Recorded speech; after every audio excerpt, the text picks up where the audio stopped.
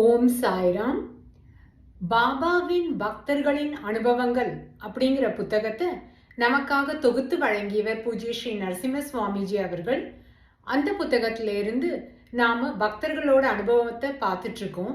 அந்த வரிசையில பிரதான அவர்களோட அனுபவத்தோட தொடர்ச்சியை இப்ப நாம கேட்க போறோம்.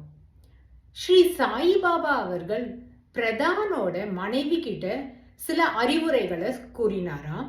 அது என்னன்னா, யாராவது உன்னை நோக்கி 10 வார்த்தைகள் பேசினாங்கன்னா, அவசியம் இருந்தால் மட்டும் நீ ஒரு வார்த்தை பேசினா போதும் அப்படின்னு சொல்லியிருக்காரு.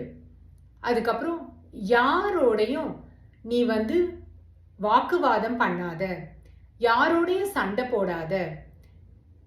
யாராவது அப்படி சண்டை போட்டாலும் அவங்க கிட்ட அந்த சண்டையில வெற்றி பெறணும் அப்படிங்கிறதுக்காக நீ அவங்களோட மனசை புண்படுத்துற மாதிரியோ அல்லது அந்த வாக்குவாதத்துல ஈடுபடுறதையோ நீ செய்யாத அப்படின்னு சொல்லி பாபா அறிவுறுத்தி இருக்காரு அவங்களுக்கு.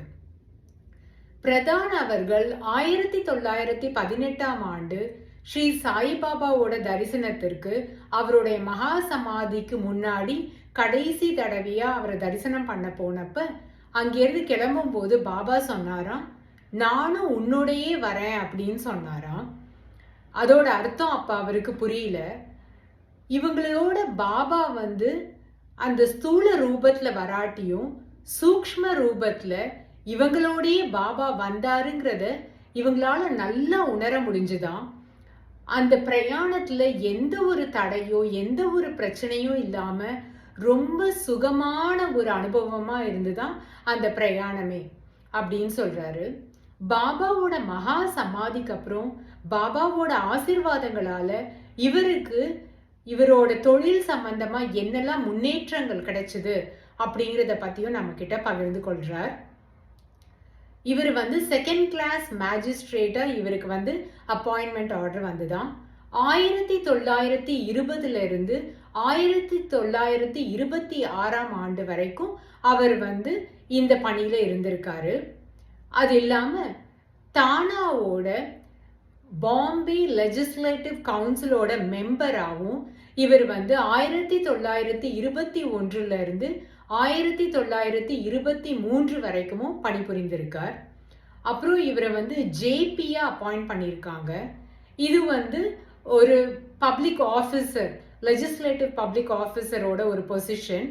இதுவும் அவர் 26க்கு அப்புறமா இந்த பணியில இருந்தேன் அப்படின்னு சொல்றாரு.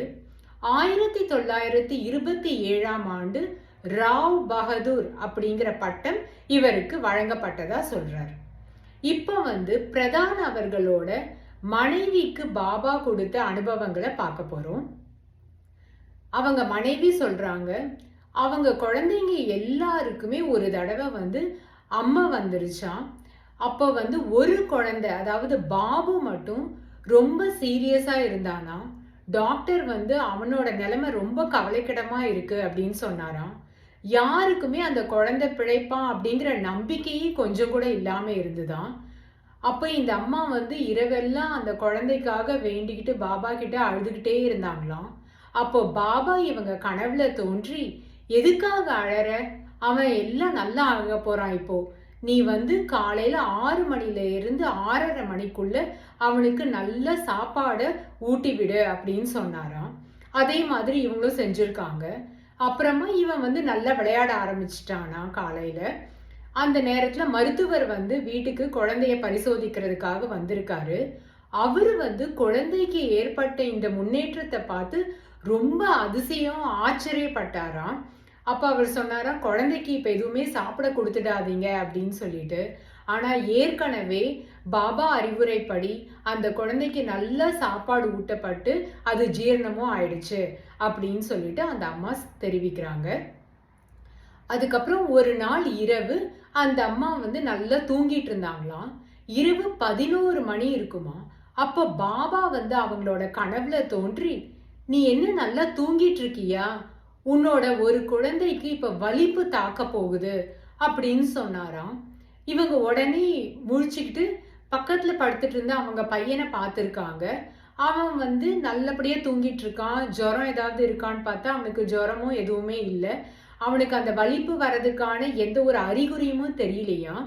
ஆனா, பாபா வந்து ஒரு முன்னெச்சரிக்கை நமக்கு குடுக்குறாருன்னா, நாம வந்து அந்த முன் அறிவிப்ப எடுத்துக்கிட்டு, நாமளும் ஏதாவது ஒரு நடவடிக்கை, அந்த முன் நடவடிக்கையும் நம்ம எடுக்கணும் இல்லையா?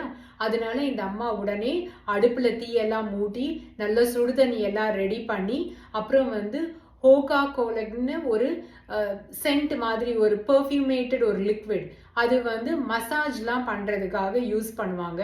அதெல்லாம் ரெடி பண்ணி வச்சிருந்தாங்களாம். சரியா விடிய காலையில 2 மணி இருக்கும்பொழுது அவங்க மகன் வந்து திடீர்னு முழிச்சுக்கிட்டானா. முழிச்சிட்டு அவனுக்கு வந்து வலிப்பு வந்துருச்சாம். இவங்க எல்லாமே ஏற்கனவே தயார் நிலையில இருந்ததுனால அதை எல்லாத்தையும் உபயோகிச்சிருக்காங்க. ஒரு 1/2 மணி நேரத்திலேயே அந்த குழந்தைக்கு அந்த வலிப்பு சரியாயிடுச்சாம். இந்த மாதிரி இவங்க குழந்தைங்க எல்லாருக்குமே அடிக்கடி இந்த மாதிரி வலிப்பு வருமா. ஒவ்வொரு முறையும் அந்த வலிப்பு தாக்குறதுக்கு முன்னாடி பாபா இவங்களுக்கு முன்னெச்சரிக்கை பண்ணியிருக்காரு அப்படின்னு சொல்லிட்டு சொல்றாங்க. ஒரு தடவை இவங்க துவாரகமாய்க்கு போறதுக்காக இவங்களோட வாடால இருந்து கிளம்பி இருக்காங்க. அப்ப வந்து இவங்க மனசுல வந்து ஒரு எண்ணம் இருந்துதான். சில நேரத்துல பாபா வந்து மசூதியில வந்து கோவமா இருப்பாரு. இல்ல யார் மேலேயாவது ஏதாவது கோவம் இருந்தா அதை திட்டிட்டு இருப்பாரு அவங்கள. இன்னைக்கு பாபா கோவமா இருப்பாரா இல்ல யாரையாவது திட்டுவாரான்னு தெரியலையே அப்படிங்கிற ஒரு எண்ணத்தோடயே இவங்க அன்னைக்கு துவாரகமாய்க்குள்ள போயிருக்காங்க. அன்னைக்கு பார்த்தா பாபா கோவமாவும் தென்படலையா, யாரையுமே திட்டின மாதிரியும் இல்லையா. இப்போ பாபாவே இவங்களை பார்த்து சொல்றாராம், இன்னைக்கு நான் கோவமே படல இல்லையா, நான் யாரையுமே இன்னைக்கு திட்டல அப்படிதானே அப்படின்னு சொன்னாராம். அப்புறம் அங்க வந்து பூஜை, துவாரகமாயில பூஜை நடக்கும் இல்லையா, அப்போ அந்த மாதிரி ஒரு நாள் பூஜை நடந்துட்டு இருக்கும் போது இவங்களும் அந்த பூஜையில பங்கேற்றாங்களாம்.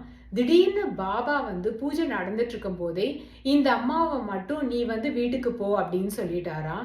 இவங்க வீட்டுக்கு வந்து பார்த்தா இவங்க வந்து குழந்தைங்களெல்லாம் தூங்க வச்சுட்டு இங்க பூஜைக்கு வந்திருக்காங்க. ஆனா அந்த குழந்தை வந்து முழிச்சிருச்சு. ஒரு குழந்தை முழிச்சு ஒரே அழுதுட்டு இருக்கு அம்மாவை காணாம. ஸோ இவங்க அங்க வந்த உடனே அந்த குழந்தைய பார்த்து அதை வந்து சமாதானப்படுத்தி அதை எல்லாத்தையும் படுக்க வச்சுட்டு திரும்பி இவங்க வந்து துவாரகமாய்க்கு போனாங்களாம். போன அப்புறம் பாபா வந்து இப்ப நீ பூஜையை தொடர்ந்து செய்யலாம் அப்படின்னு சொல்லிட்டு இவங்களுக்கு சொன்னாராம். அதுக்கப்புறம் ஒரு தடவை என்னாச்சா, இவங்களோட ஒரு குழந்தைக்கு டைஃபாய்டு ஜுரம் வந்துதான். டைஃபாய்டு வந்ததுனால இவங்க வந்து ஷிரடிக்கு போகணும்னு அப்போ வந்து ஒரு பிளான்ல இருந்திருக்காங்க.